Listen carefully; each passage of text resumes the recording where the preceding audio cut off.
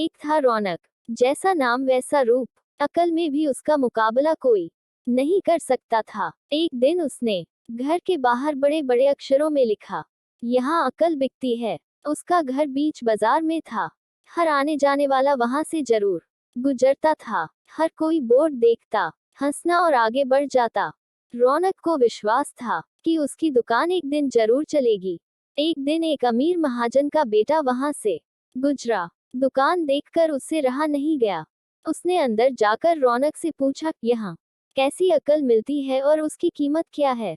उद्धरण, उसने कहा, यह इस बात पर निर्भर करता है कि तुम इस पर कितना पैसा खर्च कर सकते हो। गंपू ने जेब से 1 रुपया निकाल कर पूछा, इस रुपए के बदले कौन सी अकल मिलेगी और कितनी? भाई, 1 रुपए की अकल से तुम 1 लाख रुपया बचा सकते हो। गंपू ने 1 रुपया दे दिया। बदले में रौनक ने एक कागज पर लिखकर दिया, जहां दो आदमी लड़ झगड़ रहे हों, वहां खड़े रहना बेवकूफी है।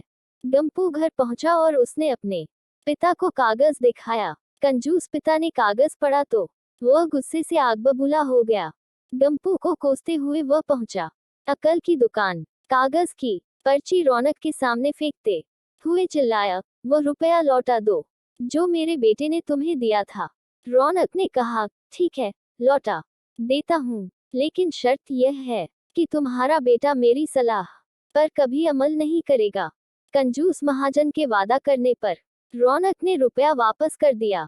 उस नगर के राजा की 2 रानियां थीं। एक दिन राजा अपनी रानियों के साथ जौहरी बाजार से गुजरा।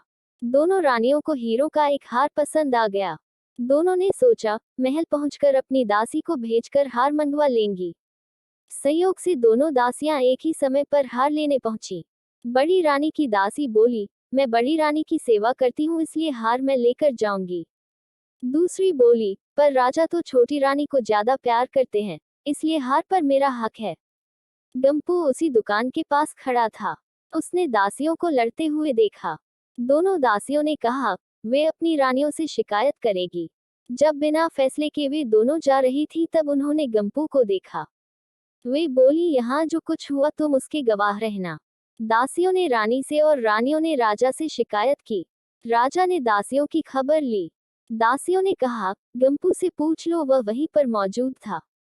राजा ने कहा, बुलाओ गंपू को गवाही के लिए, कल ही झगड़े का निपटारा होगा। इधर गंपू हैरान, पिता परेशान। आखिर दोनों पहुंचे अकल की दुकान। माफी मांगी और मदद भी।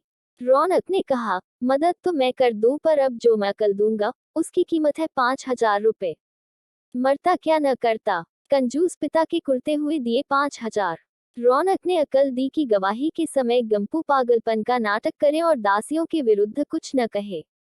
अगले दिन गंपू पहुंचा दरबार में, करने लगा पागलों जैसी हरकतें। राजा ने उसे वापस भेज दिया और कहा, पागल की गवाही पर भरोसा नहीं कर सकते। गवाही के अभाव में राजा ने आदेश दिया, दोनों रानी अपनी दासियों को सजा दे, क्योंकि यह पता लगाना बहुत ही मुश्किल है कि झगड़ा किसने शुरू किया। बड़ी रानी तो बड़ी खुश हुई।